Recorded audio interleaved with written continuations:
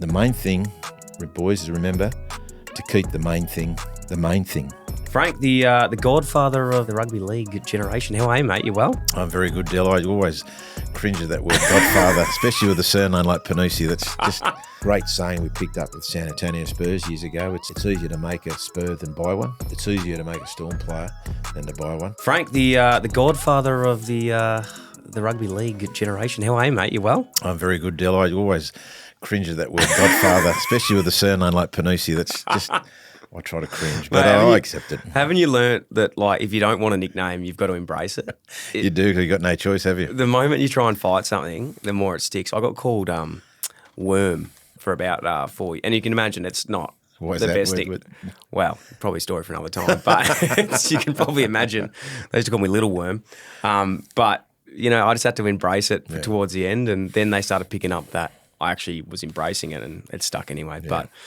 mate, absolute honour to have you in the podcast. So this has come so many circles around, obviously former employee of yours and the Melbourne Storm's Darcy Parkinson working with me for the last few years. And, yeah, the stories he's told about you and everyone else in the AFL community, to get you in now is very exciting. No, it's great to be here, Dyl. I mean, Darcy, we spent a lot of time together, especially during COVID, those years. 2020 was a year, and he and I worked a lot together, putting together videos, motivational videos.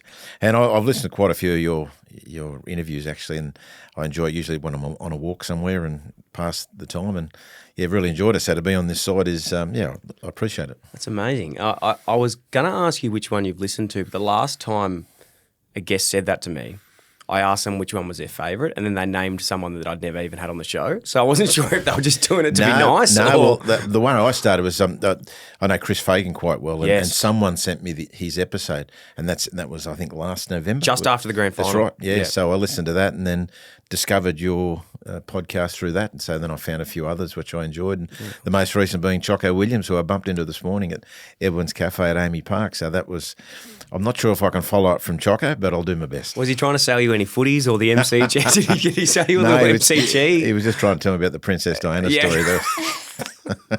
So good. Mate, as well, off the top, Ryan Pappenhausen and a couple of the boys at the Storm, they've got a little podcast, a smaller one called the 167 Podcast. Have you heard of it? Yeah, apparently that's himself, Paps, Jerome Hughes and Cameron Munster. But no, apparently it's one for the rich and famous and the celebrities, so I haven't been asked to go on. You haven't been on that one yet? No, I don't earn enough money to be on that podcast. Wow. So, but that's we have a thing at the Storm every away game. It's been going for years. We have an activity in the morning. Used to be cricket. Now it's kick tennis, and we split into two groups. One's the Teddies and one's the Yobbos. Yobbos speaks for itself, and I'm a proud Yobbo.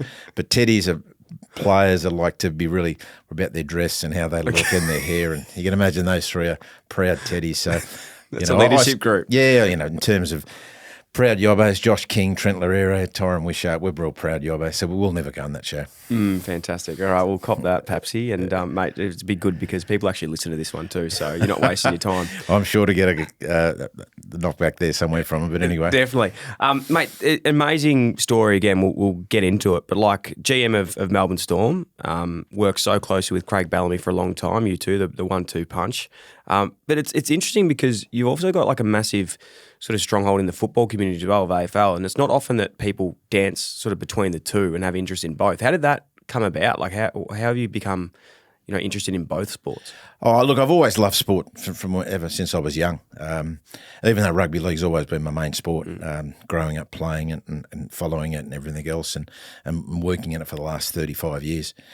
But I've always enjoyed certain other sports for two reasons. One, I generally enjoy it, and even when I lived in Sydney, I followed AFL. Nowhere near as close as now, but I just enjoyed the game itself, the competition, and the passion. I used to look at those little suburban grounds, watching on TV, the rivalries, but the Collingwood Carltons and all the others. I really enjoy that, and I enjoy overseas sports. English Premier League. I like the NFL. But I also, by mixing with other people from other sports, it makes you better at what you do. Professional development, something we push pretty hard, Craig and myself, at the club. So any opportunities to mix with other sports is really important for us and our staff. So that's the main reason I do it. But mainly, I really enjoy it. I think moving to Melbourne at the end of 2007, I don't need to preach to you, Dyl, but it's an obsession down here, AFL. So, and most of our players and our staff, they've all got their teams. It's a nice something away from what we do every day. Rather than just, we love rugby league, but just to take your mind off, and we become supporters, and that's probably just a genuine supporter where you go to games or you follow it on TV and follow a team, and I just enjoy it. But yeah, so a combination of all those. But I'm very lucky that mainly through my association with the Storm, I've got to meet, a lot of great people in the AFL industry, and that have been really good to me over the years. So to go forward, it'd be good to start towards the beginning. How did you get involved in professional rugby league? What was your sort of pathway? I grew up in the northern beaches of Sydney at Manly, which is interesting because they're our arch rivals here at the Storm. So I was born and bred in the area. Went to school across the road from Brookvale Oval, which is their ground. Played all my junior reps there and played up to under 21s. So again, I would have liked to have gone further, but that's as far as I went. Got into coaching at an early age, again in the Manly area, and got involved in Manly. And then 1990, an opportunity came at the New South Wales Rugby League Academy. They just set up a brand new academy to foster the game, and it was close to home. Very fortunate to get the job, and so I was there for 6 years, and that was my introduction to professional sport. So since 1990, I've been employed full-time in what I'm doing, and whether it's coaching or other areas. And then moving to Melbourne, what was the period of that sort of happening to move over to work with the Storm? Yeah, after I left the New South Wales Rugby League, I went back to Manly and I coached from under 19s to reserve grade to assistant first grade coach. The club then went through a merger in the late 90s. Manly merged with our arch rivals, the North Sydney Bears, which was, one word, a disaster. Yeah. Probably a good experience in hindsight to go through it, but at the time it was a couple of years. It was really tough. The merger folded. I had a young family. I was worn out, so I took an opportunity that came up to go and coach rugby union overseas. So I went over to France for 2 years and England for 3 years. Great life experience. Completely got out of my comfort zone, learn a new language, learn a new game, live in a different country. But from a family point of view and a professional point of view, the best thing I ever did. And then an opportunity came to come back home. I always wanted to get back into coaching, and I thought I'd always end up back at Manly. But I got asked to apply for a new position here, which was the general manager of footy in 2007. So yeah, I took the opportunity and been here ever since, and I won't be leaving in the short term. Yeah, obviously you're a very humble man and done a lot of things to get you to where you are now. But at that period of accepting that role, firstly, were you at the stature you are now in terms of experience, or was it quite a risk for you to take that role, or were you really grateful for the position at that stage? No, it's a good story. It's I was coaching and I wanted to stay in coaching. Yep. Probably had aspirations to be a head coach. This position came up, and I was a little bit hesitant for a couple of reasons. One was I wanted to stay in coaching, and this was a completely different role. Even though in my previous roles at New South Wales Rugby League Academy, my early days at Manly, where in the old days combined coaching and administration and working in junior development, I had some skill set there. But when they presented the job description to me, it was quite daunting. There was a lot of things I thought, well, I can't do half of those things. So that's probably what I'm not a great believer in job descriptions. You just employ the good people. If they've got good skill set, you can teach the rest. So they assured me they'd have the right people around me to support me, and that was true to their word. The other hesitant, they just won the competition, just won the premiership in 2007, and it was always, it's a tough place to come when you win the premiership. There's only one way, and that's way down. You can't go any further. But Matty Johns I've known Matty Johns since he's a young bloke in the early 90s, and he was doing some consulting work with the Storm at the time. And I rang him just for his advice, and he was the one that really convinced me to take the position. He just said it's a young list. Your Cameron Smiths, Cooper Cronks, Billy Slater, a number of other players are only in their 24, 25 years of age. They're only going to get better. He said, look, it could be the start of a dynasty. You'd be crazy to knock it back. So, and no truer his words, and thankfully I listened to him. I also got an opportunity way back before that merger in end of 97 when the Storm first formed, to be the first ever assistant coach here at the Storm. And I was actually on my way to the airport to come down and have a chat to Chris Anderson and John Rebo, and I actually turned around didn't come down.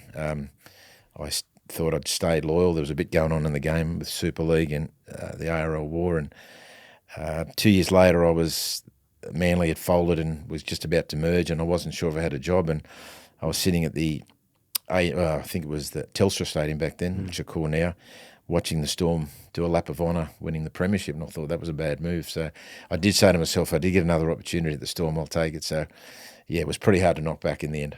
And was that the general manager role that you came into? Yeah. They'd previous to that, the old football manager, yeah, and they had a recruitment and a few others, but it was the first time, based on what a lot of the clubs were doing down here in Melbourne, having GMs of footy. So I think at the time the only other NRL club was the Cowboys, Peter Parr, who's still a GM of footy up at Newcastle. That was the only other club with a general manager of football at the time. So, that was a new position. And as I said, it was a lot of things there were different that I wasn't used to, but they just had great support for me to grow into the role and mould and do the rest. General manager of footy, I can imagine it's evolved over the time of you being in it. Like, what was the roles and responsibilities early days, and then what has that been built into now in your role, like your team around you? What are things that, fall on your plate that you have to deal with? Is it like contracts? Like what is it that's so important? It's a good question, Dyl. I think it's evolved over the years because it's evolved. The staff, our football staff, our playing squad, it's increased enormously since I started in end of 2007. Like, I think the staff would now be double to what we had before. Probably in the early days, it was probably more recruitment and doing the contracts in terms of player contracts. We obviously went through a pretty tough time through the salary cap era, so it was basically putting together a list again after blowing it up and starting again.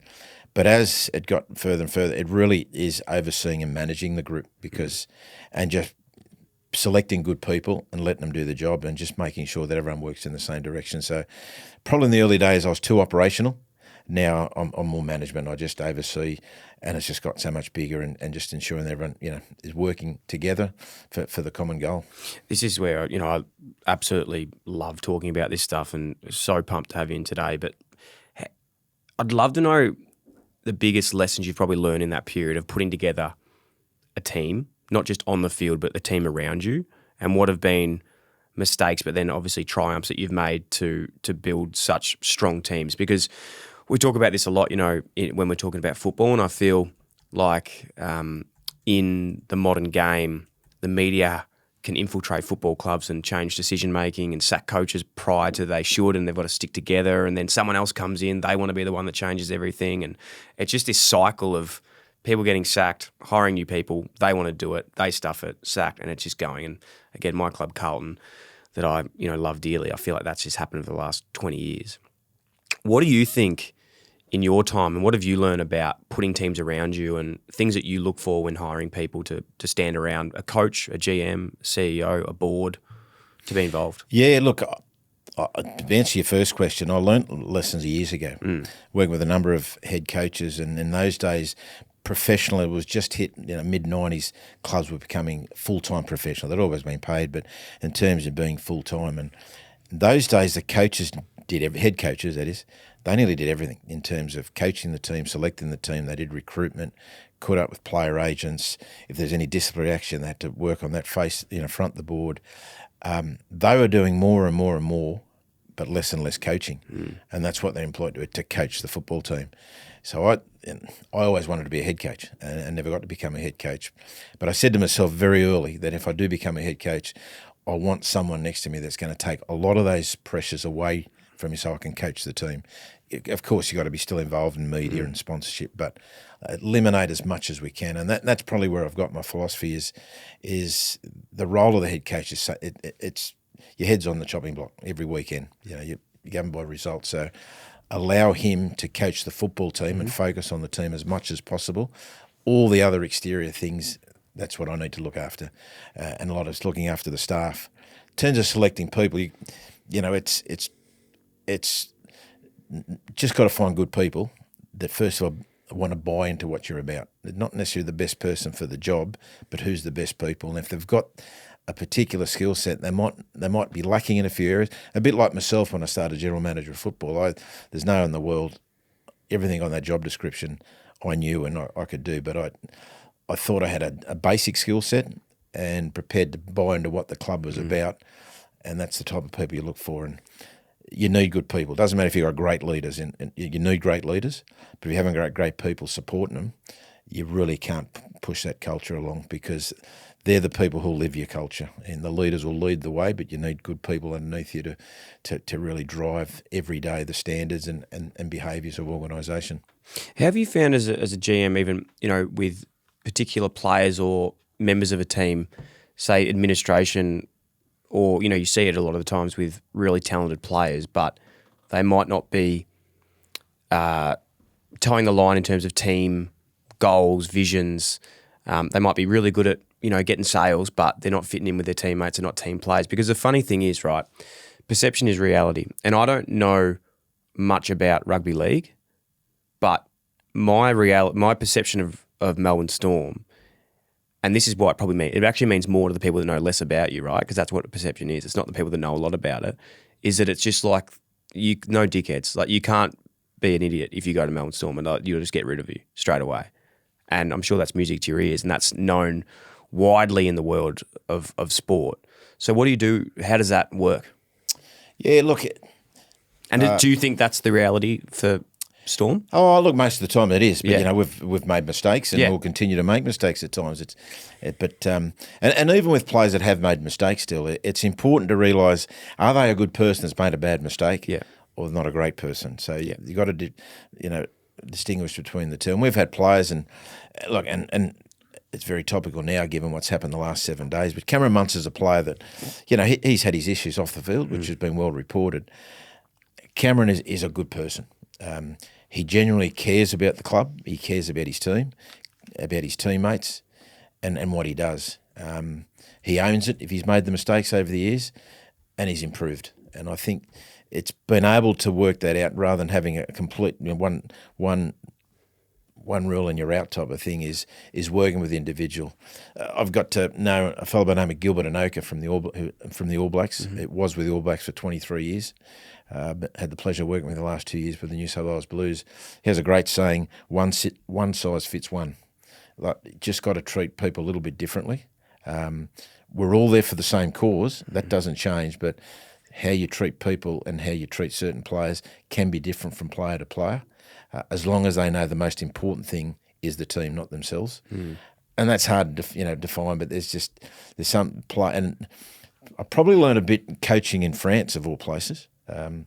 Very early I went over, and because there's different nationalities in your team, you had to find different ways to get the very best out of them. And the modern game's the same. Players got different personalities. They've got different ways they learn. Some you need to push a little bit harder. Some you need to put your arm around. And that's one of Craig Bellamy's great strengths. He knows when to put his arm around a player and when to bang the fist on the table.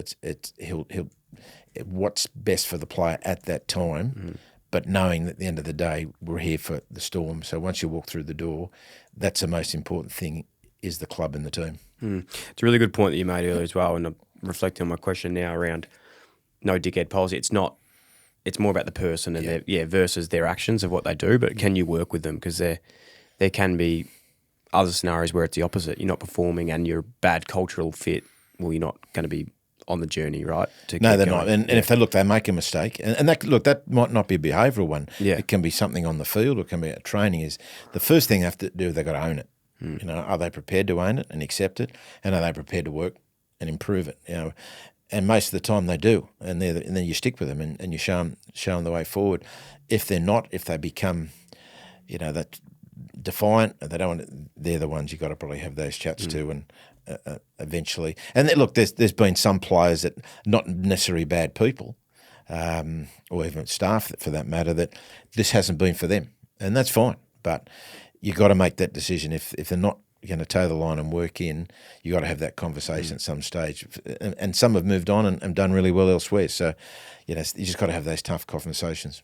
How much have you developed having those tough conversations over years? I can imagine you've had a lot of them. And one thing I actually really love and admire about league, which I've done a 180 on early in my, when I was playing footy, I love how you can sign with other teams mid-year and you actually got to see it out and rock up and, face your teammates that, this is our last year, we're going to go together, but I'm going to buy all in till then, and then I'm off. So how have those conversations been around trading, signing? Like, what's been some tough decisions you've had to sort of sit with and make? I hate it. You don't like that they can do it? Yeah, right. I hate it. Because I was thinking you might want to bring that to... And I'd be brutally honest, most people in our game, rugby league, are the same. They love a trade window at the end of the year. Where that happens, I'm not too sure. It's very topical in rugby league, and most people don't like it. But like anything, we can't change it, so you've got to get on with it. And one thing... Why can't they change it, just out of curiosity? Or they could, or they just don't want to? I think it's probably got the stage where they've... It's too far. Probably the Player Association have probably been the ones that would stop it. I think it'd be great for the game. I think it had another dimension. I see what the trade window does here in October to our game. I just love I to like see it that. better than Grand Final week. Yeah. It's honestly the best... Nothing happens till the last day, but it's bloody exciting. It is. So whether that comes, I'm not too sure, Dyl. But we can't control that. So you just got to get on with the system you've got. And that's so. And I think one thing we do is as soon as a player makes a decision that he's leaving, and a lot of the times I must say is that he makes a decision because we can't afford for him to stay. We might be going a different direction, and that's what the salary cap's designed to do. But you have those conversations quite early with the player and his agent that we just won't be in a position to make the player an offer, or even if we do make the player an offer and he decides to go, it's just be upfront and honest.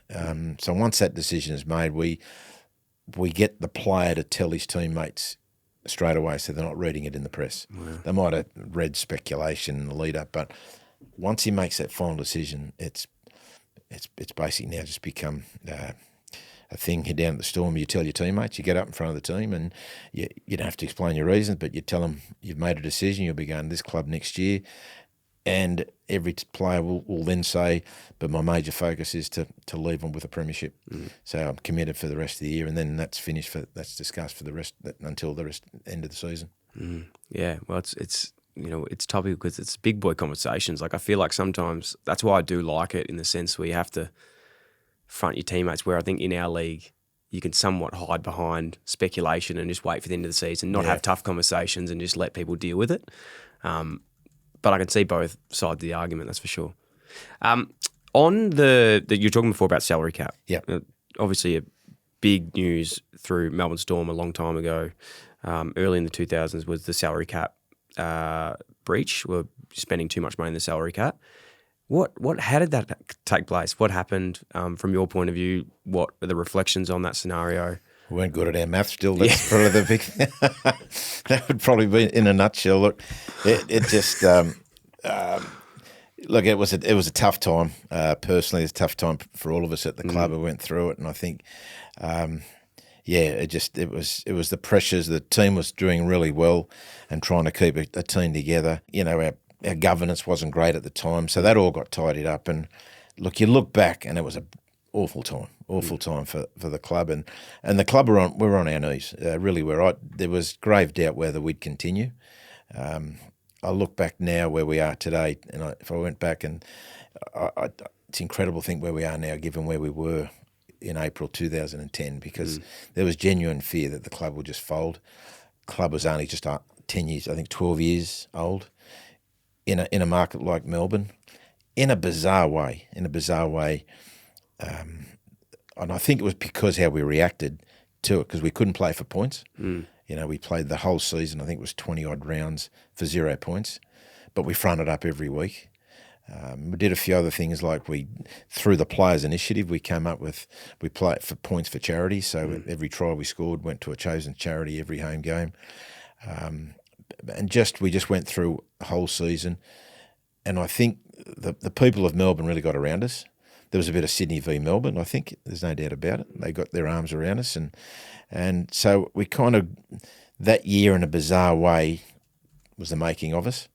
The way we responded to, we could have just thrown in the towel and been flogged every week and not really tried, but we didn't. We did the reverse. I think we won just as many games we did in 2010 we did the previous year in 2009. Then the following year, that year was a tough year. You talked about tough conversations. We actually had to push players out the door to get back under the cap, and I think we lost 7 top liners. Greg Inglis left. Greg Inglis was one of them. All had contracts for the following year, or in some case a few years, and basically to get under the cap. And we started with a really inexperienced side. A couple of, legends in Smith, Slater and Cronk, who basically were, our leaders. A couple of journeymen we picked up that no one else wanted it, and a lot of kids. And 2011 was a year that people expected us to be down the bottom. We ended up being minor premiers and got beaten in a prelim. And that was the start of where we are now. I think that kind of gained the respect of people in Melbourne, and we've had that strong attachment ever since. Talk about those periods too. You wouldn't be where you are now without those experiences, and I suppose even just as administration and those parts. Do you remember finding out about who called you?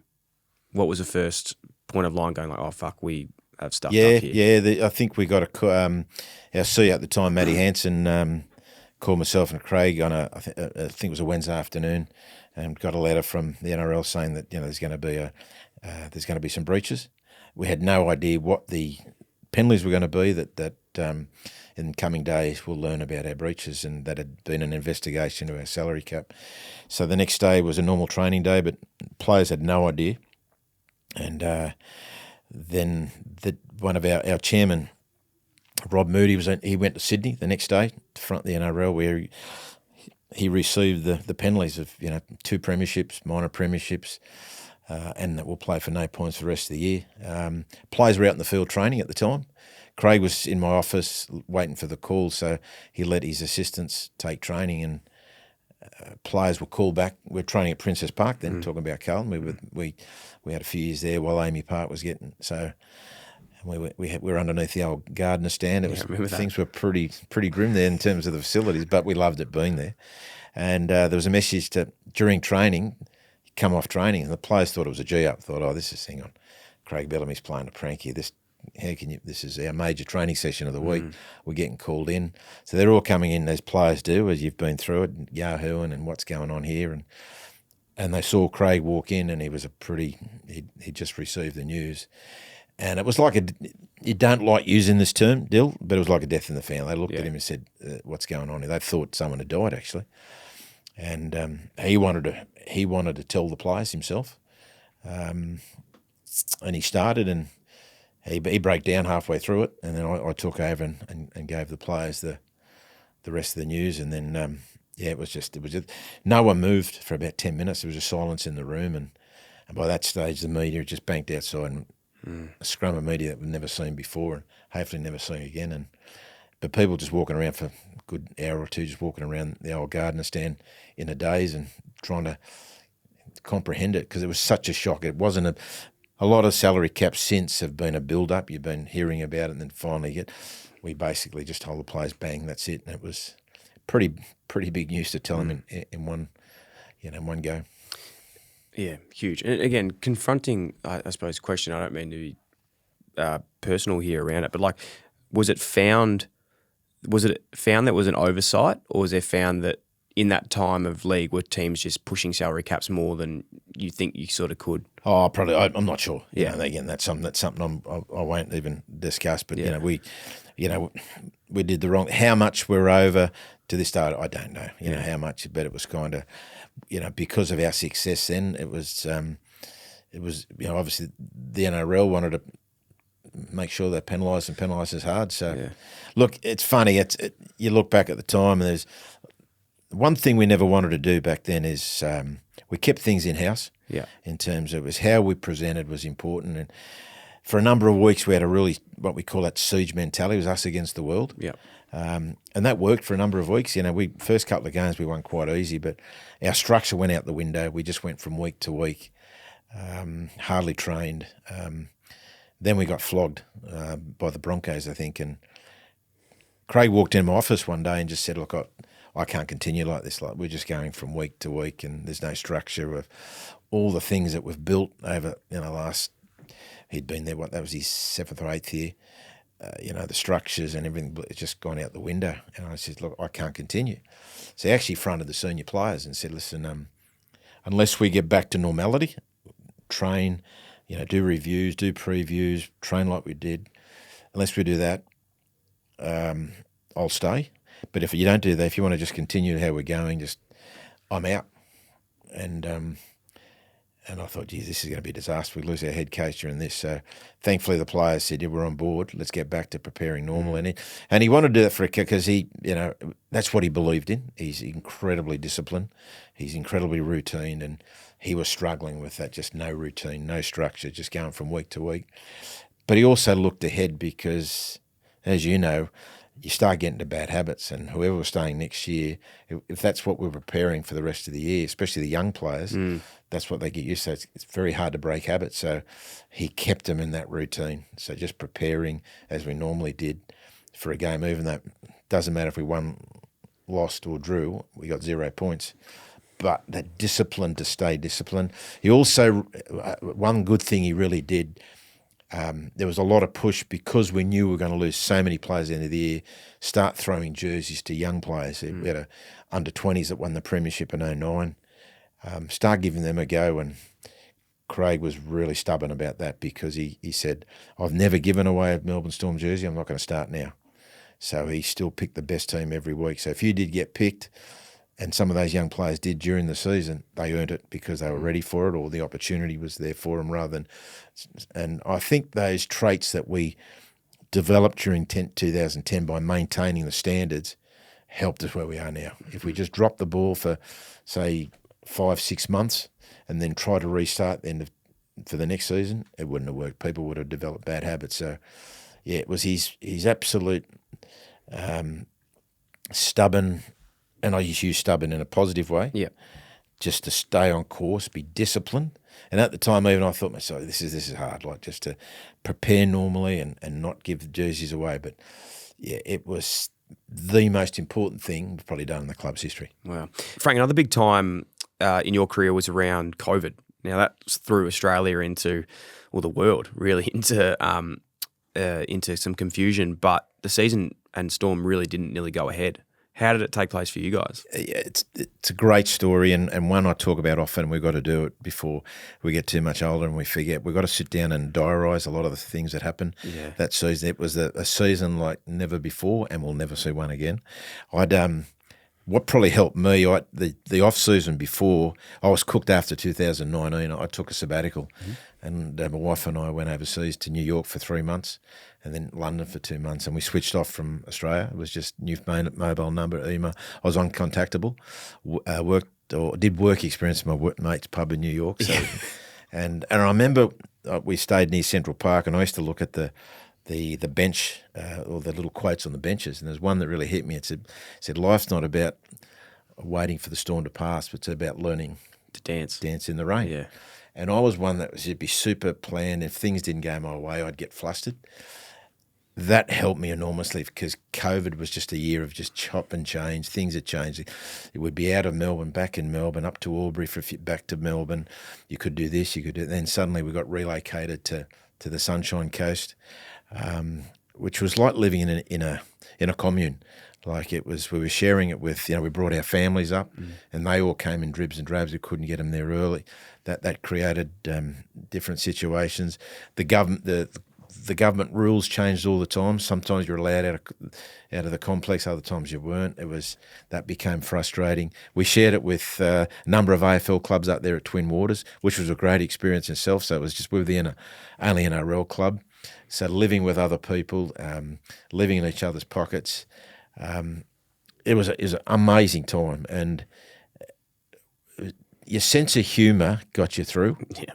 Because it was some crazy times, like crazy rules, and that got us through. But just, I think we came up with something with Billy Slater. So when we first moved to the Sunshine Coast, it was middle of winter, you can imagine July, a bit different from Victoria. We've been under incredibly strict rules, which I don't need to preach down here, but suddenly we're a little more freedom up there. And obviously players being players, were sharing photos and stories on their social media, nothing. But Billy wrote me a text one night, and Billy was part of our staff but didn't come up with us. He remained in Melbourne, and he wrote me an text one night and said, "Hey Frank, appreciate the boys enjoying the freedom and the warmer weather. Just tell them to be conscious of all the fans down here in Melbourne because they're doing it tough, and things are grim." Now, Bill, if anyone knows Billy, is the biggest half glass full man you've ever met. And this is a pretty dour message from Bill, which is not Bill. So you're thinking things are grim when Bill says they are. So went back to the group and said, hey, boys, just be conscious what you put in your social media, because our fans and our staff that didn't come, they're doing it tough in Victoria. Let's just not rub it in, type of thing. And that really echoed on the player. And the players then wanted to, thinking, well, what can we do to let the people know in Melbourne that we're thinking of them in Victoria? And we came up with the Big V. Obviously you don't have to preach the Big V, what it means to Victoria. So the players came up with putting a Big V on their chest. We got it approved by the NRL. So for the rest of the year, we played for the Big V, and underneath it had Victoria, our home. And it just grew and grew. And then suddenly there was this, that's what drove us through. It was kind of knowing that the people down there, and you get emails and text messages, they were looking forward to our games every week. And players were touching the V. After games in the press conference, they'd talk about the people back in Melbourne and saying things like, we're thinking of the people in Melbourne, this one's for you. And that grew and grew. And that suddenly there was something bigger than ourselves. It was about playing for the people of Victoria. And that's, to be honest with you, probably Penrith were the better team that year, but we were incredibly united, and that got us through to the grand final and won the grand final and finished off with Cameron Smith, before he accepted the trophy, pointing to his chest, said, Victoria, this is for you.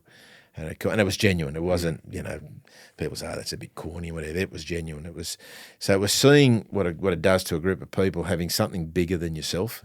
It was a great time, but it was a bizarre time living in different rules all the time. We'd fly in and out of games, which all the teams were doing. But there was just a united group, a great family feel. We got a real crazy time, and I'll finish with this story. The best Mad Monday we've ever had was up in Twin Waters that year. We'd won the premiership on the Sunday.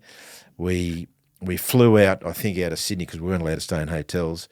We couldn't get the boys out of the dressing room, so I think we finally departed about 3 a.m. out of Sydney, broke every curfew rule, flew back and we had our Mad Monday. But the Mad Monday, different to others, we had it on this big deck area at the Twin Waters with all the wives, the kids, all the players, and it was a joint Mad Monday, and it was it probably just signified what that year was about. It was a real family feel, but it was it was an incredible year, which hopefully we never have to. I don't think we ever will go through again, to be brutally honest. But it was certainly a year like no other year.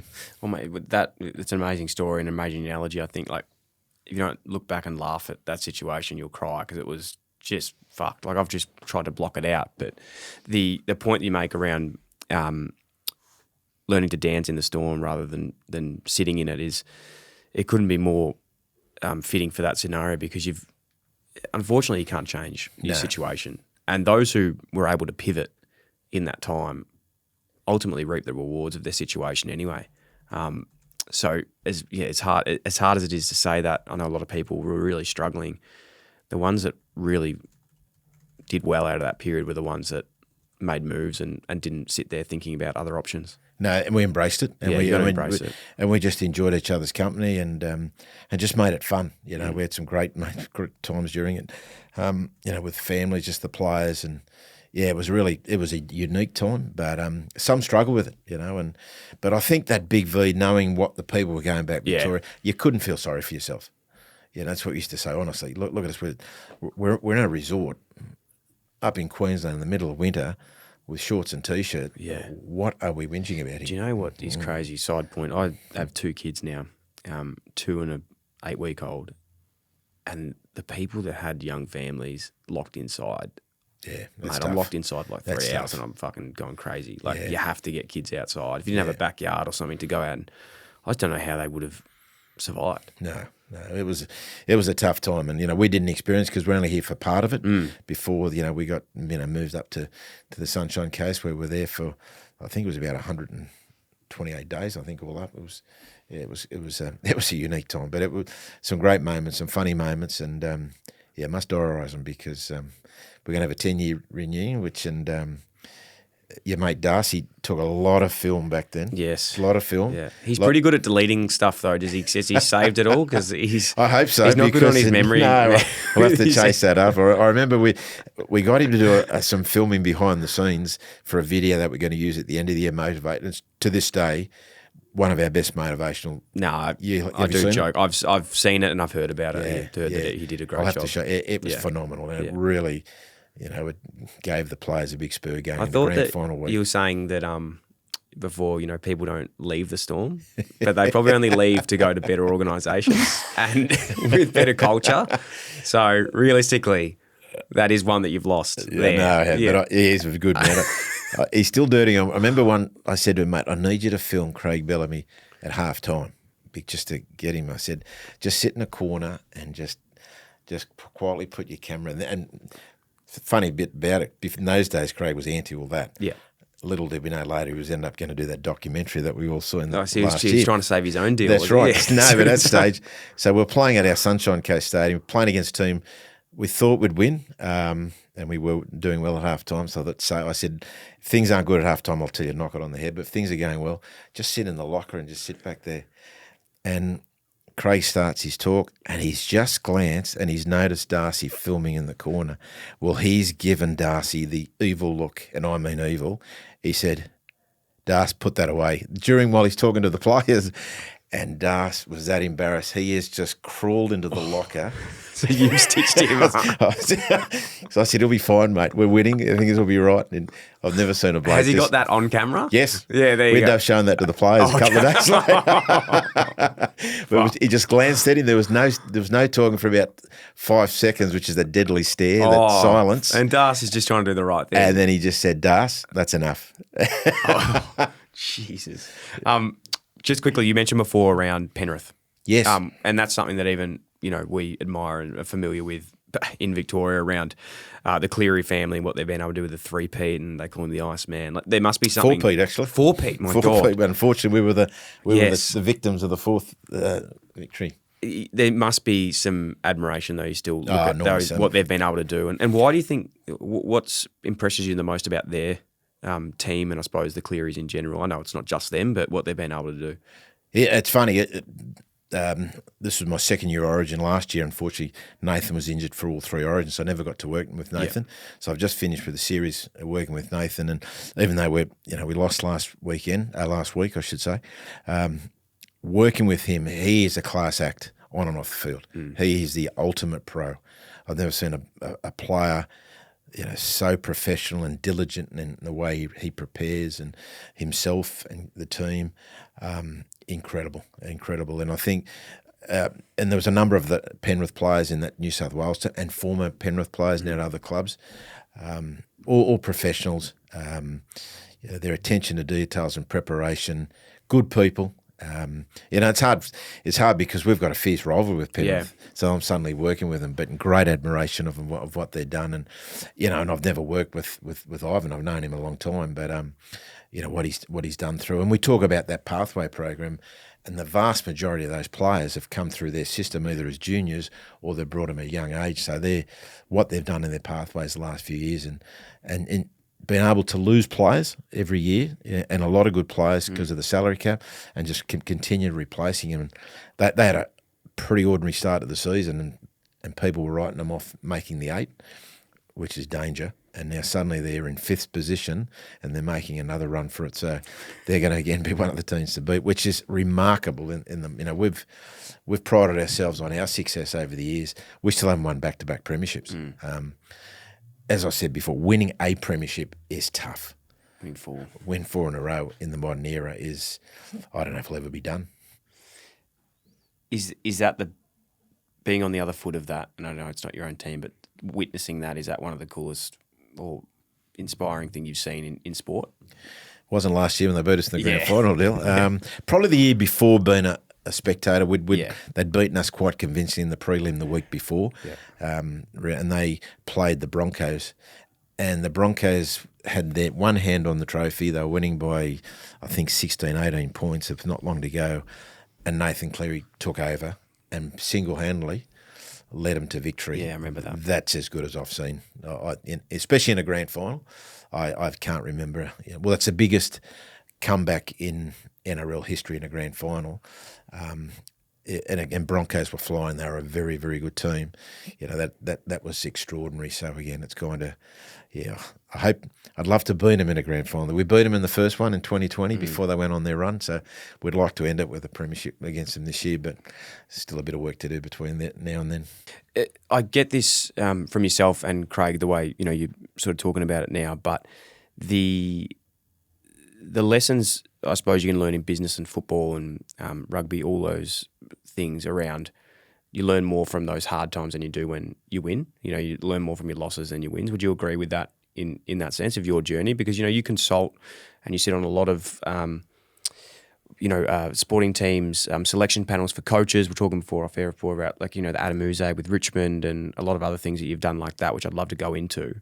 But when you're looking at people, do you look for the ones that have not just won every week, but they've actually had to work through certain periods? Yeah, absolutely. And you look at your own life, don't you? Like you look at the tough times, and I mentioned before, went through the merger way back in late 90s when I was at Manly. We became the Northern Eagles. It was just a disaster, to be brutally honest with you. Things I learned about that and the pressure that was on the coach back then. A good mate of mine called Peter Sharp, who was an outstanding coach, but probably coached at the wrong time at the wrong place. You pick up all those lessons there. And again, I learned that if I ever became a head coach, and the story I mentioned before, so you absolutely do. And those tough times in 2010 definitely taught us a lot about the value of preparation, the value of standards, and not dropping your standards in anything you do, whether it's rugby league, whether it's AFL, whether it's any other sport or it's business. If you drop your standards, you develop bad habits, and habits are hard to break. And hopefully we developed good habits, and we just continued in the following seasons. We were chatting before the pod as well around. I was talking about how in my sort of life at the moment, I feel like I've just stuffed up a few things. But again, it's almost an honour to stuff up because then you realise that you've made it to a certain period, and around going a mile wide and an inch deep versus an inch wide, mile deep. Just got to go down on the niches. Have you around personal development and you strike me as someone that's always trying to get the edge, and you're saying you're working in league, but you can learn so much from the AFL. You can learn so much from overseas sports. What's been your mentality around surrounding yourself with the best to learn things that you can bring back? Yeah, it's I was saying off air, Dyl, we've been very fortunate for I think since 2009, I think was our first trip where we've got a professional development trip, Craig and myself. Mm-hmm. Some people in the club call it a bit of a junket. Yeah. It's like you can do both. You can do both. No, we've been very fortunate. The club's been very, very generous and so we've visited the world. Who pushed you on, whose idea was that? Did you guys ask to be? Yeah, I think it was. Look, I think it was a joint thing between Craig and myself, and we just had it put in every year that we would travel somewhere. We'd alternate between the US and Europe and go to different places with different themes, and occasionally we'll bring other staff as well, and we're very lucky to visit some incredible organisations, some outstanding places for sustained success, and you see the reasons why they've been successful.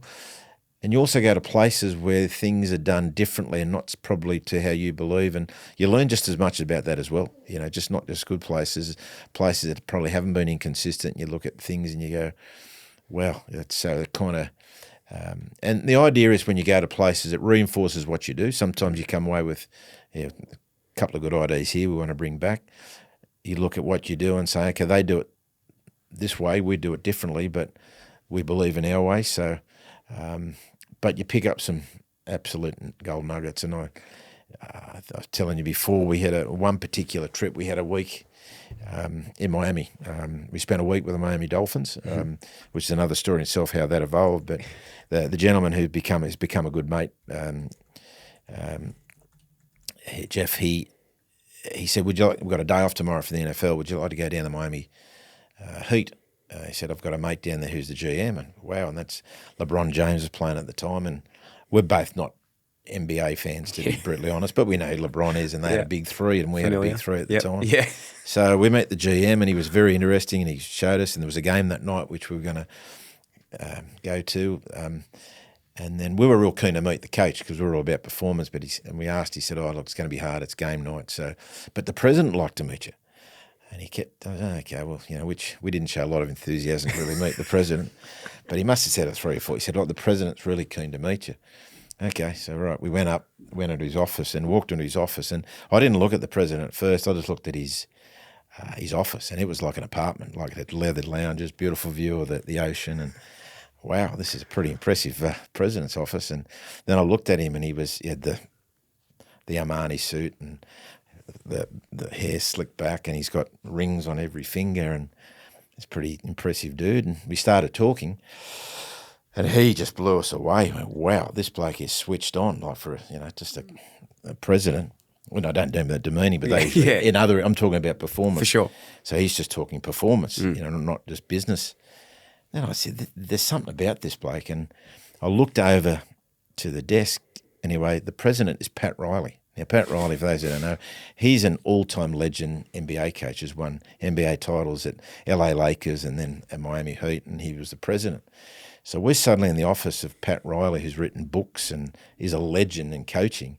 And he's just, unfortunately, we didn't bring our notepad and I didn't have my phone, so we're trying to memorise it. And so I was just watching Craig and Pat Riley go, and it was fascinating. He just had, and he left us with a gem which I've used a fair bit, and it actually describes Craig Bellamy to a T. He just said, we're talking about priorities, how a world becomes more and more, we're adding more and more, but identifying what's the most important thing. And he said, the main thing, boys, is remember to keep the main thing the main thing. And Craig and I aren't the sharpest tools in the shed, so there's a lot of main things in there, and he knew it. And he said, you don't understand what I'm saying. He said, the main thing is to remember to keep the main thing the main thing. And we've run with that for years, and it's Craig Bellamy to a T, because that's one of Craig's great strengths. He gives people, players, staff, a very, very small list of what he expects. The others, that's nice for you to do, but this is what I expect you to do. Now do it. Rather than giving you a long list of things, and he makes you accountable to those particular areas. Great story to finish that one. There's years later, we're playing a game in Suncorp where we play a fair bit. We jumped on the bus, and we know the ride from the Sofitel Hotel to Suncorp in the back of our hands. And bus driver gets up, and before he starts, can you please put your seatbelt on? Then he started telling us motivational stories. This is the bus driver. Which is quite entertaining. There was a couple of good stories, and we're looking at what on you go. And he started driving, and he started continue telling the stories. Players by this stage have got the headphones on, so they're only the staff at the front. Anyway, he's taken the wrong turn. So instead of going left, he's gone right, added another 5-10 minutes on the trip. He's gone in the stadium. Instead of turning first left, he's gone right. We've gone right around, which meant we had like a 400-metre walk to the dressing room rather than straight out your door. And Craig Bellamy casually walked, and I thought by this stage because he can lose his patience, as we know with Craig, but he was very calm. He turned around, he said, that's a classic case when the main thing's not the main thing. He said that bus driver's main thing was to drive the bus, and he totally fucked that up. I'm not allowed to swear. Yeah. It's so true, mate. It's true, but isn't it? Like, it's kind of, we preoccupy with how much can we do with my job description, but what's your main thing? What's your main thing of your job? Do that. The other things are a bonus, but stick to your main thing. Oh, mate, I'm the king at not doing the main thing. Honestly, I'll just create 15 other main things that have no shifting of the needle, like no shifting of the needle whatsoever. And even as a player, what annoys me is, I love making mistakes, but making the same fucking ones shits me. And even if they're in different areas, and when I was playing sport, and the one thing I always say to young guys and girls that want to play sport is there's 3 things you're good at, and there's 3 things that you can improve. Focus on the 3 things that you're good at more than the 3 things you can improve. Because all the time as a young bloke or coming through, even in business, I'm always constantly thinking about the things that I'm not as good at that I need to get better. But there's a reason you're in a certain position, and it's because of the actual other 3 things that you're good at, your main thing.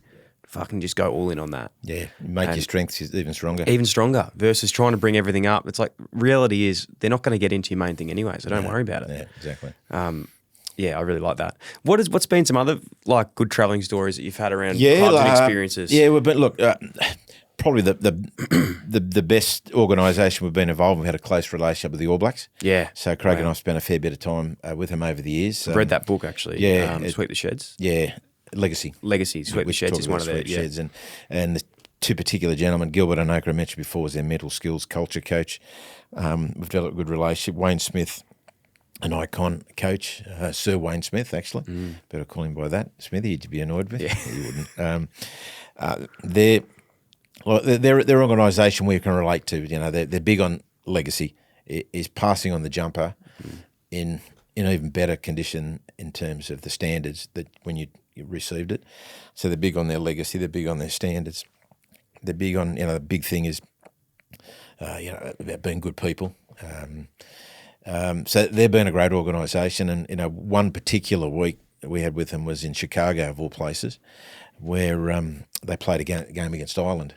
It was they got a full house, but it was the same week as the Chicago Cubs won their title, the Major League, for the first time in 100 years. So we were there in Chicago for game 6 and 7 when they won. It was quite extraordinary. Another time the US, we had a fabulous stay at the New York Fire Academy.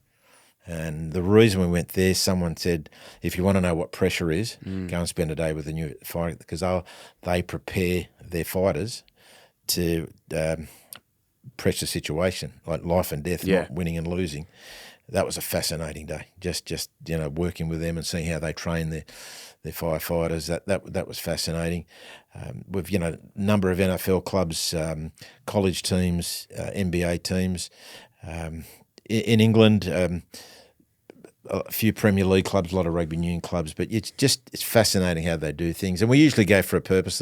Our last visit 2 years ago was, we're big at the moment in developing a strong pathways in our club, and we looked at the best academies in Europe, how they develop players into the top team, and you're again picking up little ideas, and some good stories along the way. I think one of our more favourite stories was we spent a week with England Rugby Union, and they played the All Blacks, which was quite uncomfortable because we just arrived, then we were going to spend the week afterwards, and we didn't expect to be in the England dressing room.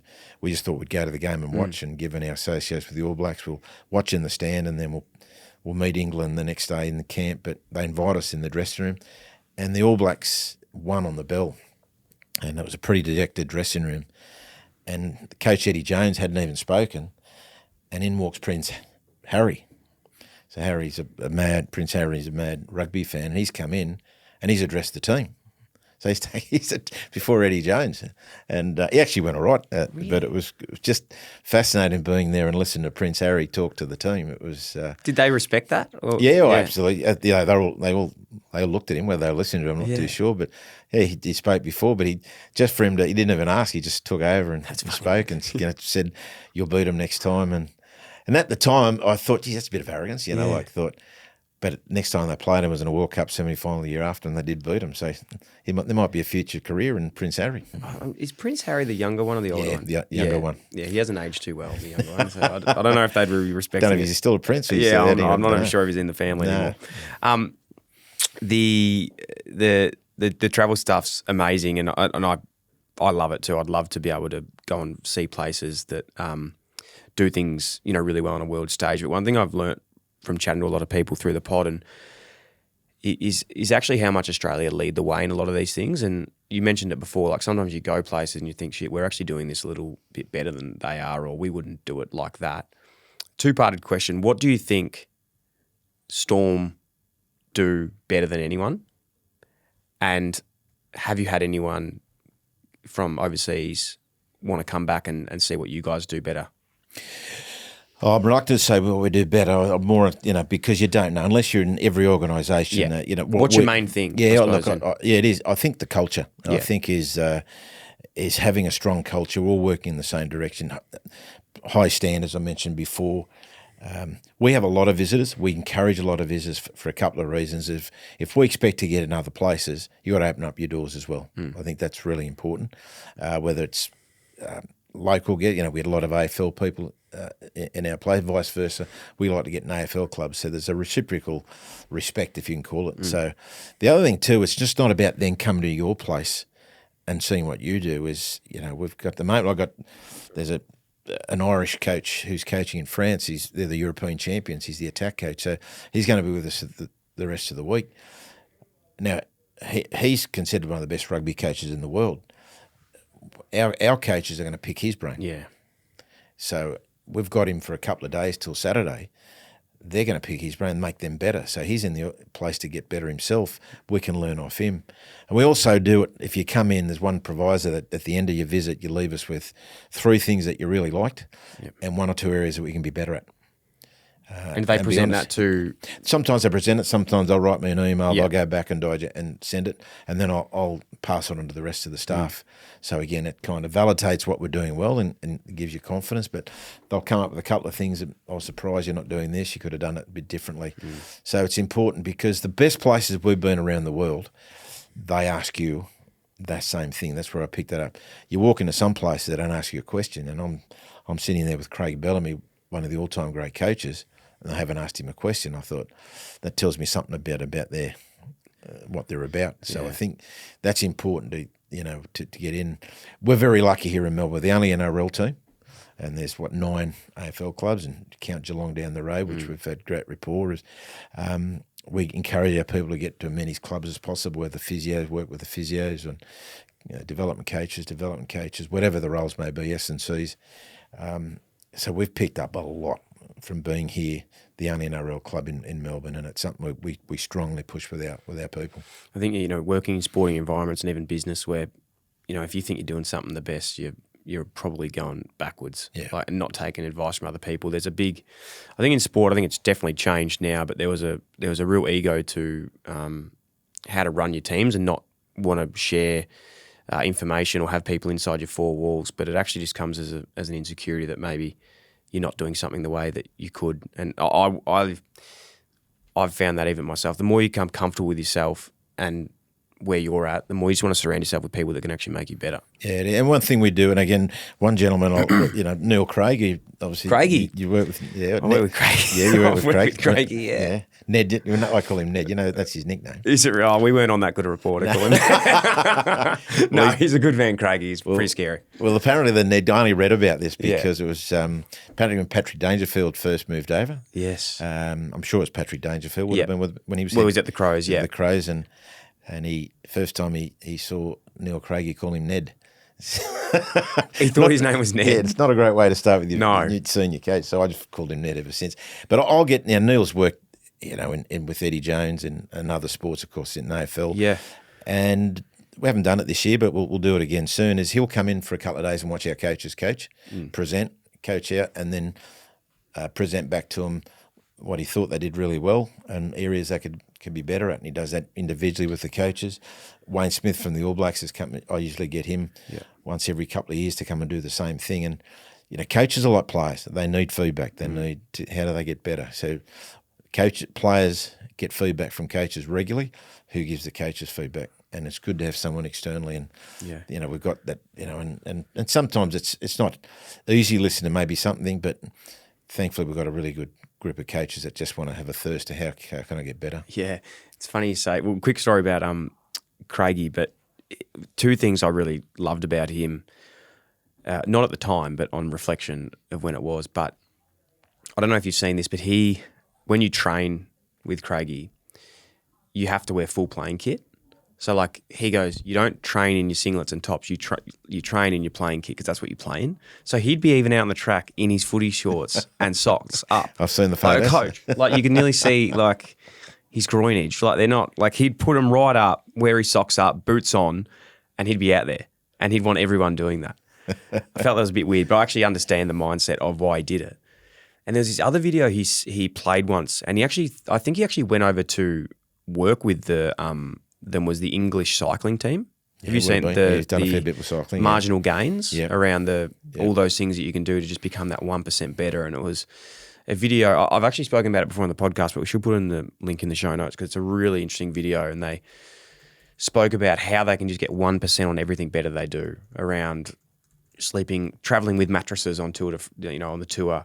So that they're staying in the same beds. They, check their wheel alignment and get feedback every day. Just like one, and I was like, that's a really cool process. So he's big on getting to different places and picking up information from everywhere he can. No, he's a good man, Ned. He's a great man, Ned. Yeah. I'll call him Ned too now. The other one that was funny today, and again, just shows how much you can get in your own head and how much I love having people around me that are really honest.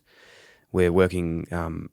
A guy, Fergus Watts, who had on the podcast last week, I'm not sure why I'm telling this story publicly, but I will anyway. We were looking at moving offices, and in my head, you can quickly go, I want a new office, bigger, nicer. Yes, that comes with an increase in payment, but like it could be really good for us. And, we were all sort of on board. We're like, let's go do it. Let's make the investment. And I called Ferg, who's an advisor, and he basically just said, like, mate, you guys aren't making enough money to do this, for one. He's like, it's going to set you back 3 months. He's like, how about you worry about your big thing, your main thing, rather than a new office space that's not going to shift the needle whatsoever. And you've got, like, I love having people like that just cut. As soon as he said it, I was like, why the fuck am I thinking about this? It actually has no relevance to any part of the business. If anything, it's probably going to fuck us over more than anything. But until you have people like that come in and surround yourself with, like, sometimes you just don't see it. You're blind. Oh, and as I said, sometimes they're not easy to hear that, is it? But you've got to welcome it. Exactly, and it's only going to make you better. I didn't want to hear it. I wanted him to say, mate, go get the new office. No, but you need it. And sometimes internally it's hard to have that person. Yeah. Sometimes you can do it. But in more senior position becomes even harder. But sometimes it's that external person that's just removed but knows you well enough, or the organisation, just to come in and give you a bit of feedback on. And tell you the truth, it's probably, and I think you learnt dealing with people is you got to tell the truth. It's not if, it's how you do it. Yeah. Some people, again, knowing your people, some people can handle the truth really direct. Some people have to soften it up a bit, but the end result, you still got to tell them the truth and what you really feel. It's definitely I think, giving feedback is a skill that gets spoken about a lot, but I think a bigger skill is almost receiving feedback. I still remember to this day, like, being a young bloke. We actually had a guy who was working with us at Carlton, and he actually worked at the Melbourne Storm too as a performance sort of coach. I can't remember his name off the top of my head. It might come to me. John DeStefano? I think it might have been John. The shadow. Yeah. He was great. He used to always say to me, mate, you're the next Billy Slater. And I was like, oh, okay, cool. And then the next guy would walk in and he'd go, you're the next Billy Slater. I was like, mate, how many fucking Billy Slaters do we have running around here? Anyway, he worked with Craig for years. Yeah, he was good, but he lost me at telling everyone Billy Slater. And coaches used to come up to me and be like, people, getting feedback is a gift. Like, the moment you should be worried is when people stop giving you feedback because it shows they don't care anymore. And he was like, if you keep taking feedback like this, people will give up. And then you can go and live in a non-feedback world, but you're not going to be getting better. Yeah, and you talked about earlier, Dyl, is how do you learn? And I look back at my younger self, and I probably didn't handle feedback really, especially when I was a young coach. And I look back now, and they only try to make you better. And also you're right, is receiving, because a lot of feedback you get, also you got to work out. Some of it's just not great. You have to take it all on board. That's right, but work out how that's goal that I need to change. So I think there is a real skill. It's funny you talk about feedback. A quick little story about Craig and I were doing a promotion for Red Z earlier in the year, and I looked in the audience and there's Razor A. Chamberlain. He's sitting in the audience. So, and amazingly, 2 questions later, Jody, the guy, asked me, how important is feedback? Exactly what you said before was feedback. And I couldn't help myself. And I said, well, I see there's Razor A. Chamberlain in the audience. I said, my son is a mad Collingwood supporter, has been since he's 10 since we moved to Melbourne. He's 28 years of age, and he used to give you lots of feedback over the fence, and it wasn't great. So he thankfully took it well on board. He takes it pretty well, yeah. But I think it's how you accept and what you do with it more important. There's nothing worse. And also, as the giver of feedback, sometimes if you're constantly giving someone feedback and they're showing they're not listening, then that affects you, thinking, well, am I getting my point through, or does he or she want to listen? And sometimes it's me. Sometimes it's how I'm delivering the feedback. I've got to change my approach. They're not something, the first instinct you're thinking, they're just stubborn, they just don't want to listen. But sometimes it's the way I'm delivering it. So I need to change the way I give the feedback. And again, that's really understanding the person. How do I do it? Some people learn great with storytelling. I'm big on storytelling, as you can see. So give them a story of a similar person in a similar position and how they used it. for those people, that's how and they can see it in themselves. Exactly. So there's different ways of giving. So yeah, there's skills on both sides. Yeah. But giving feedback is a skill as much as it's receiving. Yeah, it's again, I'm so big on it, especially from someone at a young age who needed a lot of it because I had no fucking idea what I was doing. But the biggest thing that I can learn now is no matter how it's delivered, it's what you can take on. And sometimes it drops 2 years later and you have that conversation and go, fuck, I hated how they did that. But there's a reason I hated it because I knew it was probably true. And it can take that long to drop. The other thing too about feedback, Dyl, is where you give feedback. I know if I call someone just for a chat in my office, first thing they do, I'd they fucking freak out, freeze. mate. I'd freak out. They freeze. Yeah, I'm already sweating thinking about it. They're in, they come in my office, what have I done? I get it all the time. What have I done? So let's go and have a coffee. Let's go for a walk. Yeah.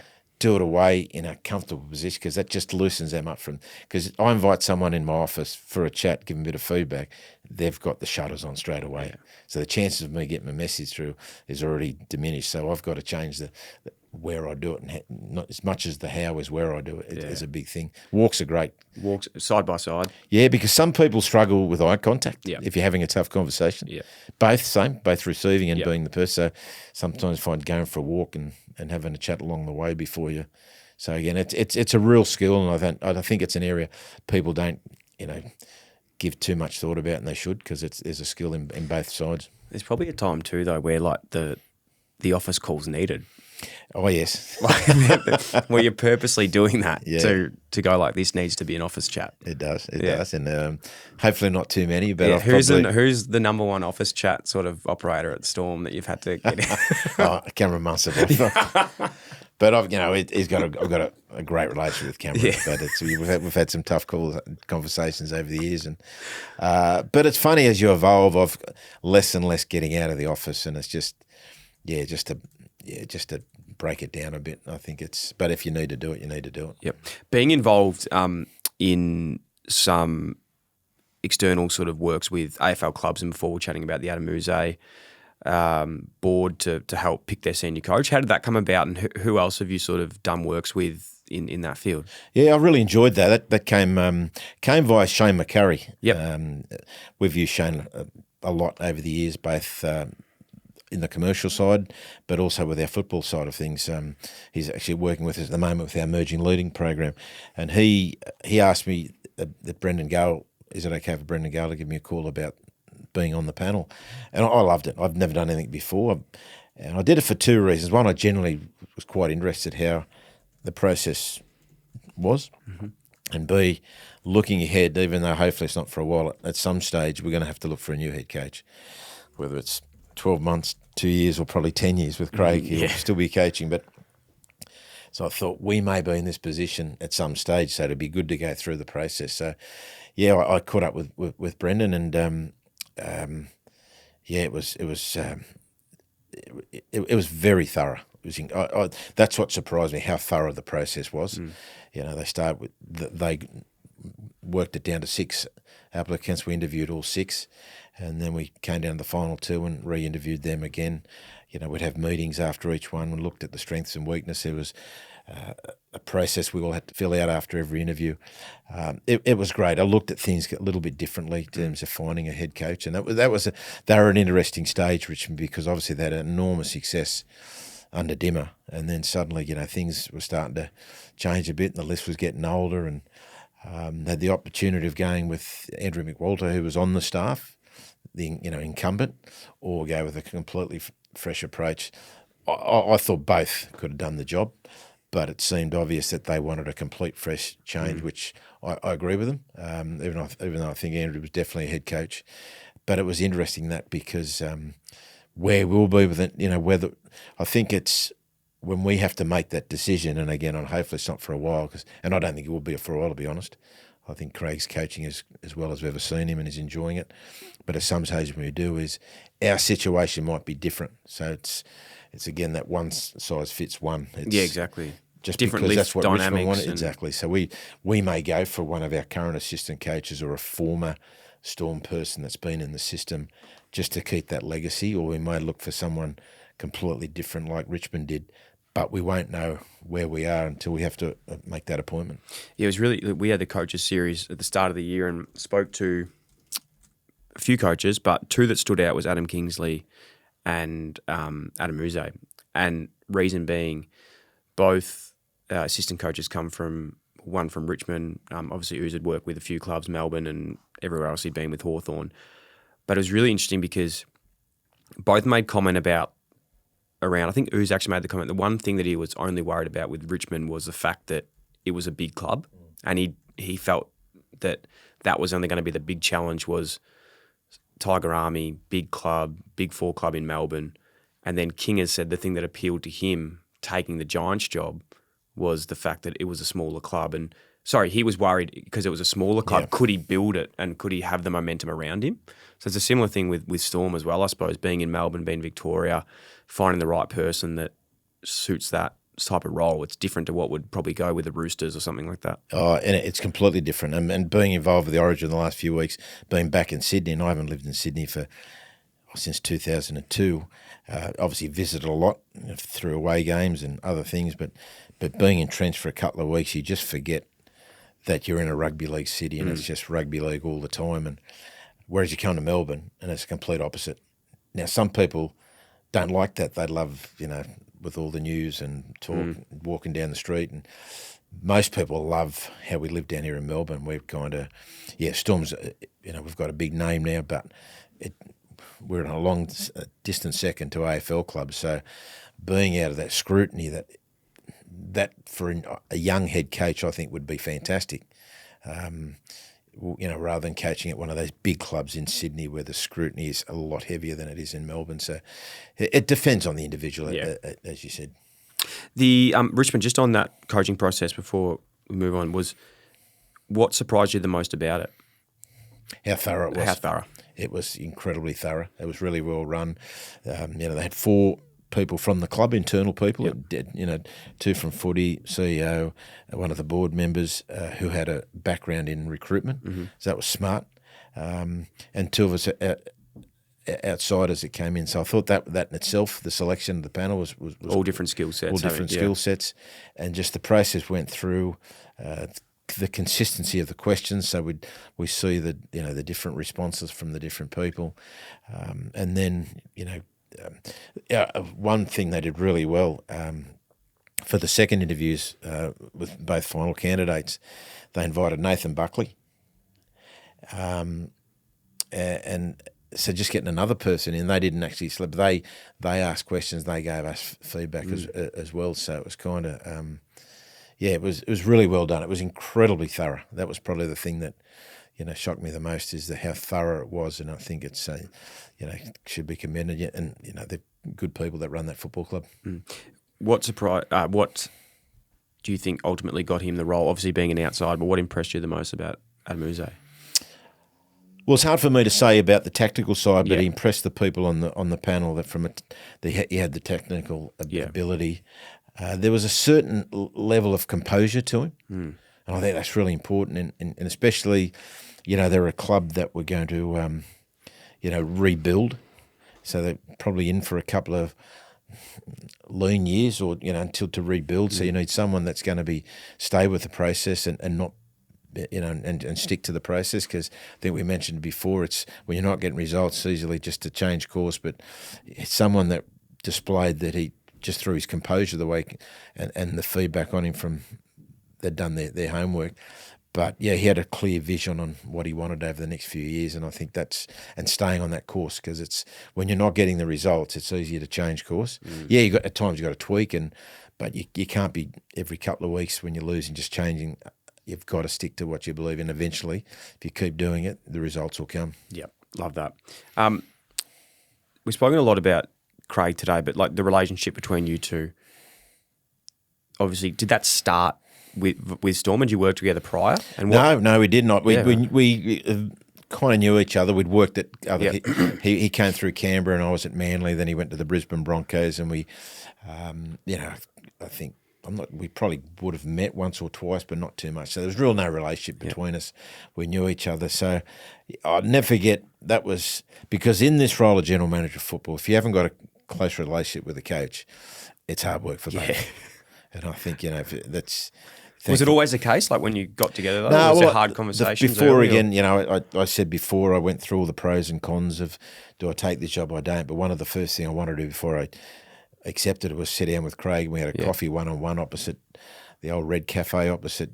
At Icon Park? Icon Park. I remember the Red Cafe. Yeah. They just have the, Oh, they went across there and we just had coffee and I asked him what's he looking for in the position. If this was a brand new position.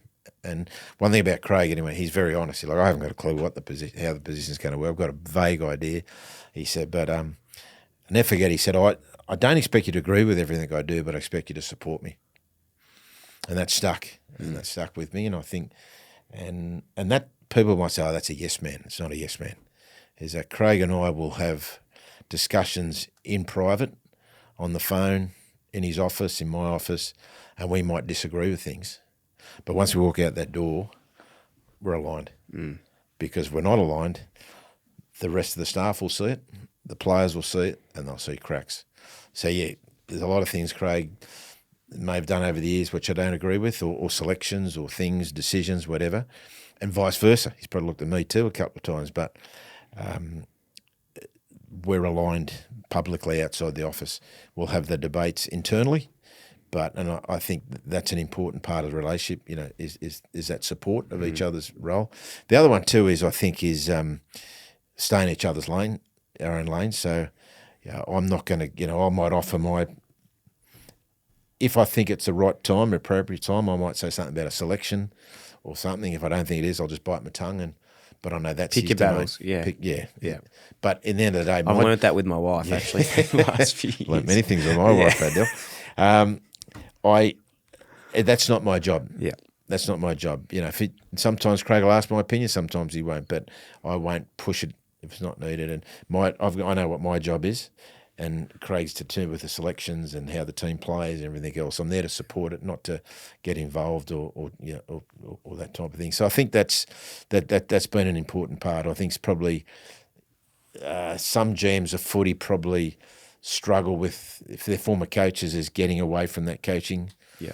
Probably one thing early, I knew I had to make that cut that I'm no longer a coach. I'm a GM that's had a coaching background, so if I'm needed and understanding, I will. But I'll stay in my lane. I think that's an important part. Your point around when you walk out of an office and you're aligned on something is so spot on, because even as a player that, 44th player on the list, you can sniff out when blokes aren't, and it just goes through a workplace straight away. So to be able to, they say the fish rots at the head. Like if the two head honchos aren't getting on, that gives everyone else an opportunity to panic. Or if they're panicking, everyone else is panicking. I found that so much, and it's something that I've had to improve on myself. As even running a business now is not showing when you're upset or panicking or things are happening behind closed doors, because it can just infiltrate through everything. It can, and again, something we picked up from the All Blacks many, many years ago was a term is, and we drive it in our meetings, especially our staff meetings, and it's easier said than done, but especially when you've got, Craig and I sitting there, that can be quite daunting for some people, but really encourage you to speak your mind and ultimately have philosophy. Look, we've debated it, I disagree, but if this is the best thing for the team, I commit. So disagree, but commit. So it's going to keep it in there and then walk out, because, and it's impossible for a whole staff, a whole team to agree on everything. It's impossible. There might be one or two things you do all agree, the obvious things, but there are a lot of things people have got different opinions. But what's the best thing for the team? Debate it, get your point, but once you walk out, you're with it. Get it done. And then you don't go back after the result and say, oh, I told you so. It's just you got to run with it. We're part of a team. Yeah. On the Craig stuff, there's some research here, and the note that's in my note says, Craig cold shower story, in brackets, might not want to talk about it. The cold shower story. Does that ring a bell? Because there's no context to this at all. No, where'd that geek Craig cold shower story, and it was with the Miami Shark water story. So does that ring a bell now? Well, that one's a bit different, the shark one. So one of our that trip, that was 2013 on that trip I mentioned before. Yeah. We had a fabulous week with the Dolphins, and we were staying at Fort Lauderdale, right on the beach. Yep. And it was a late start, or it was a day off. It might have been the day we went to Miami Heat, actually. So we went and did a bit of exercise. Craig's fanatic with his exercise, so he went for a run. I went for something like a run, but a fair way behind him. And then I just sat back and I think I was doing push-ups. I might have just been lying there in agony, and I could hear this, rave, and he comes on. He said, "There's a shark! There's a shark!" He was about to jump in the water, or he'd been in the water, and he just raced out. Really, we were the only ones on the beach. It was very early in the morning, and plus it was in winter over there, which was still nice. And I said, "Where is? Come and have a look. Come and have a look at this shark." And honestly, the shark, it was a shark, but it was about that big. Yeah. And I said, "That's not a fucking shark." He said, "That's a shark. Look at that's a shark." So is this an American? Yeah. So that story's grown. That shark's now apparently about this big, but it was just his reaction. It was just the two of us, but he was quite animated about that shark, put it that way. So I don't think it would have done much damage if it did give him a bite, just quietly. But anyway, I won't tell him that. He would have been fine. The Craig Coldwater story we'll have to pick up for another time. Yeah. That could be cow chow. That could be something else. I was thinking maybe you two doing cold showers together and something like that. No. There's plenty of these sprays, so he's trying to. He gives people a shower when he gives them a spray that might be related to that.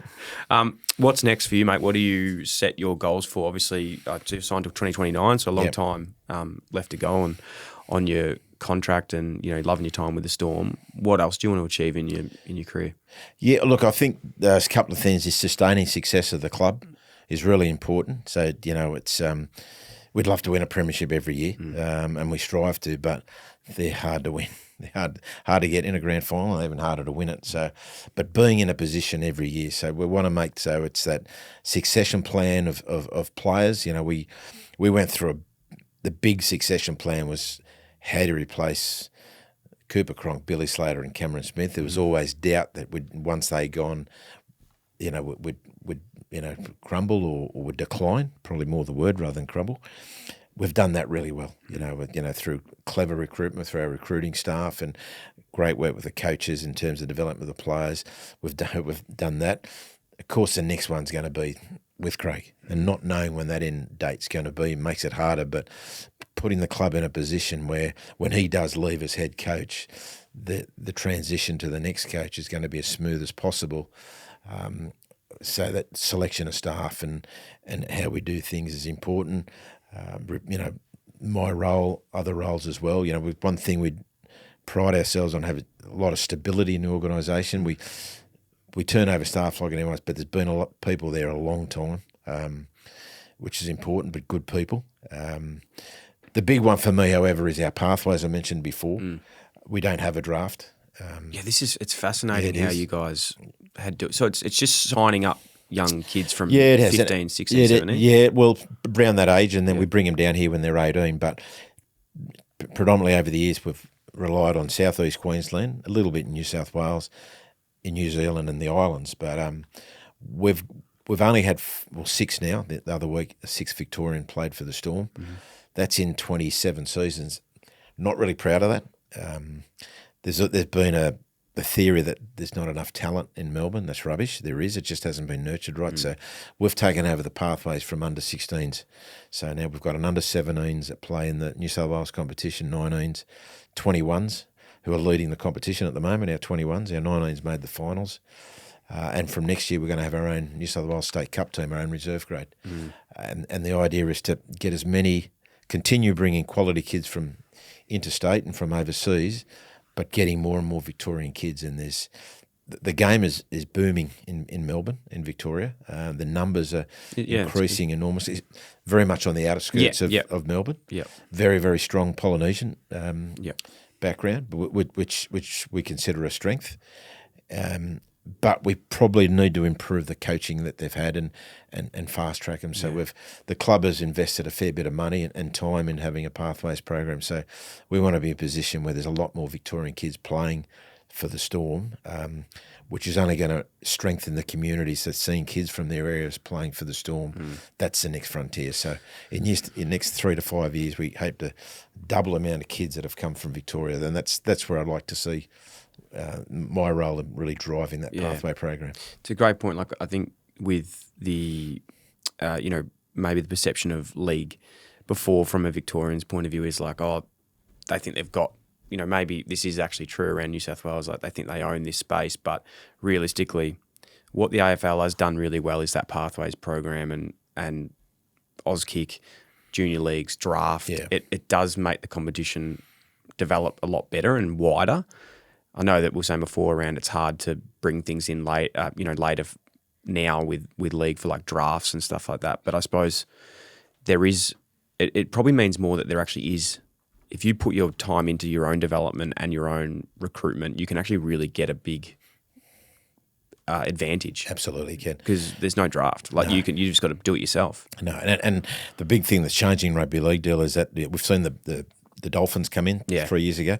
We lost 3 players in 1,000 games between them when one go to the Dolphins. Perth Bears are coming in 2 years' time, and then there's a PNG team coming a year after that. So that's 3 new teams. It's going to get harder and harder. It's going to get harder. Yeah. So you've got to develop your own. The other one, we've found out with players that we've brought from interstate and overseas, and those leaders we mentioned, the rebels on that podcast in Jerome Hughes and Ryan Papanez and Cameron Munster. Harry Grant's not part of that, but he's our captain. They all... Jerome came when he was 21, but the other boys were all here straight out of school. Yeah. First year out of school here. So now they're entrenched in the club and in Melbourne. And that just adds to your culture and everything. So great saying we picked up with San Antonio Spurs years ago. It's easier to make a Spur than buy one. We've realised it's easier to make a Storm player than to buy one. It's also cheaper. So that's the philosophy. We'll still be recruiting at senior ages. There's always a place for it, but we're going to develop more.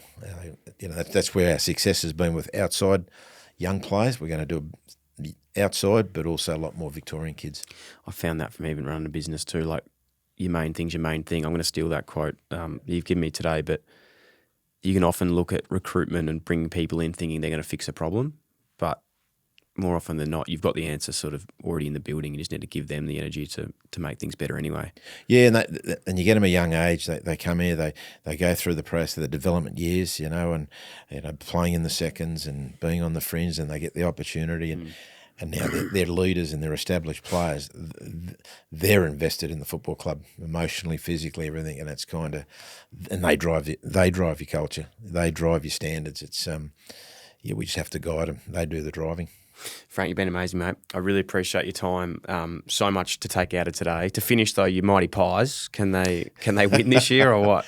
Oh, I think they can. I'm actually going on Sunday to watch them Fremantle. I haven't been too many times this year, but my son goes every week. He's obsessed. He's a fanatic. No, they can. I have the highest regard for the coach. Yeah.